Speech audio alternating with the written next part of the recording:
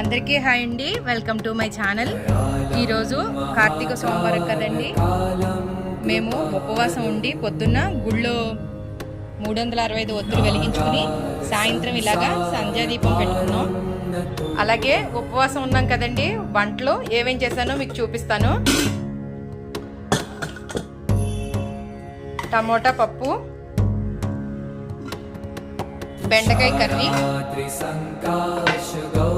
కార్లు, ఆవళ్ళు,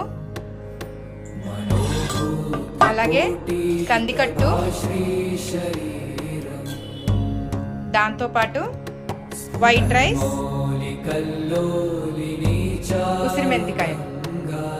మీకు నా వీడియో నచ్చితే please like, share and subscribe to my channel. అలాగే ఈరోజు సోమవారం ఎవరైనా ఉపవాసం ఉంటే మీరు ఏం చేసుకున్నారు?